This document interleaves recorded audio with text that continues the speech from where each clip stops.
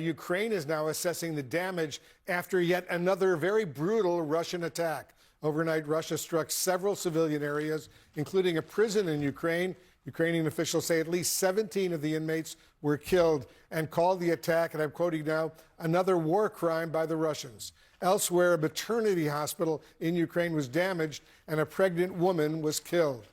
This latest barrage of Russian attacks follows President Trump shortening his deadline for some sort of peace deal, now giving Vladimir Putin 10 to 12 days to end the war. Earlier this month, President Trump gave Putin 50 days to end the war. Moscow had a terse response to the new U.S. deadline. A spokesman saying this, quote, "We have taken note of President Trump's statement yesterday.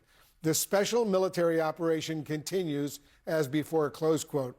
Russia calls its attack on Ukraine a special military operation.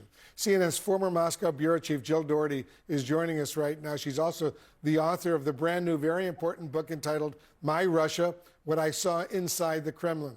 Jill, the clock is clearly ticking for Putin right now. What's your read on Russia's actions over the last 24 hours in the face of the latest threat from Trump? You know, Wolf, I don't think that they know exactly what is going to happen. Up to the last minute, it appears that they think things could change. You know, this is, in fact, they've made mention of this. The foreign minister has said, you know, it was 100 days, it was 50 days, it was et cetera. So they're not buying into exact time frames. But I think they're kind of, you could almost say, covering all bases. So you have President Putin not saying much of anything about this. Then you have the senior officials continuing to make, I would say, positive noises about President Trump. But below that, you have the other group, which is now involved in this, and it's online, fighting back and forth, criticizing the United States, and essentially saying, butt out, don't tell us what to do. So I think, you know, the interesting part of this, maybe that we could look at, is you've got two leaders who depict themselves as very strong men, right? And especially Putin and Trump. So they each want to show that they are not weak. And so that is another aspect of this negotiating, trying to get to some type of a ceasefire. They can't look weak, so they continue to kind of play this, I'm telling you what to do, from the American side, and the Russians saying, don't tell me what to do. The Russian Security Council Deputy Chairman Dmitry Medvedev has said, Jill, that the ultimatum by Trump could be a step closer towards war. How do you read that? Well, Medvedev is a designated hitter for trolling. So he used to be the president back when, you know, Putin and Medvedev switched positions. So he's still in a position, he's the deputy head of the Security Council for Putin. So he goes out there. In fact, he is now, at this very minute, tweeting back and forth with Lindsey Graham, the senator, and saying, the quote is fantastic, "It's not for you to dictate when to get to the peace table. Work on America first, Gramps." So we've got, you know, I think you have to look at Medvedev as being really far out there and saying outrageous things, but he's just part of the equation. The Kremlin is usually much more careful. Yes, they are. If the latest ultimatum from President Trump has only further emboldened Putin, are new sanctions or steep new tariffs, secondary tariffs against countries that actually deal with Russia, the next step, or is he daring Trump to do even more? Well, if President Trump actually followed through on that, it is a very big deal, and it could actually kind of boomerang on Americans with increased prices, oil prices, et cetera. So I think alternately, the Kremlin knows that this could be very bad for them. But what they're going to do about it, you know, whether it actually happens and the Americans actually do this, is another question. So I think if you look at what they're saying, I believe that they doubt that the White House will actually do this, but they can't be guaranteed that it won't.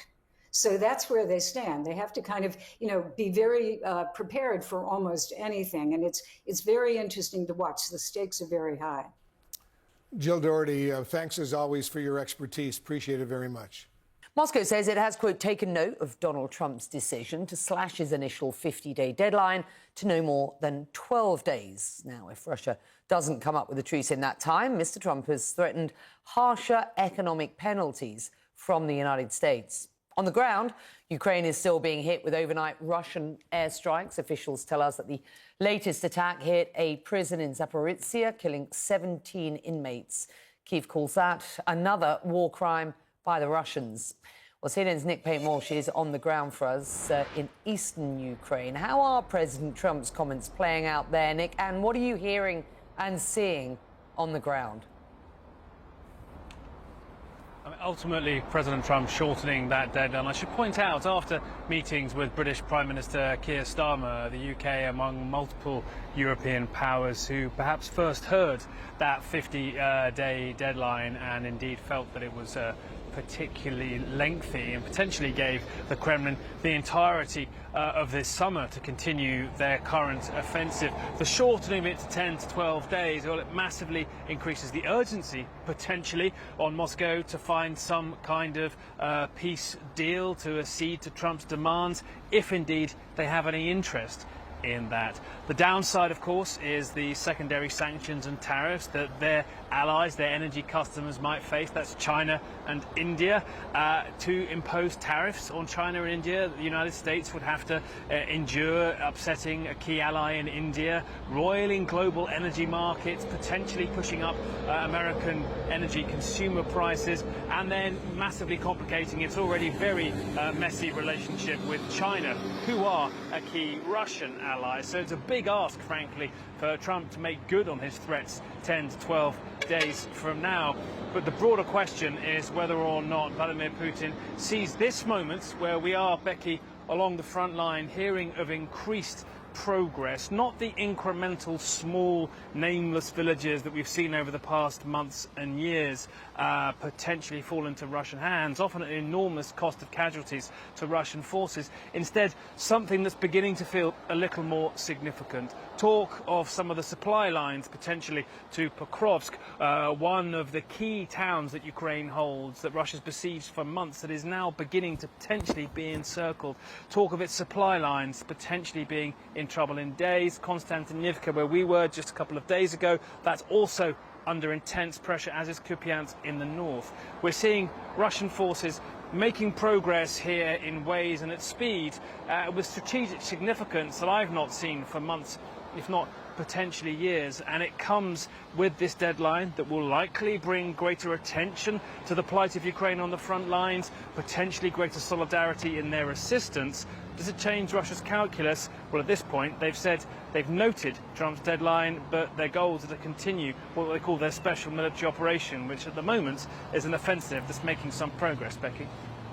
Nick is our Chief International Security Editor. Nick, thank you.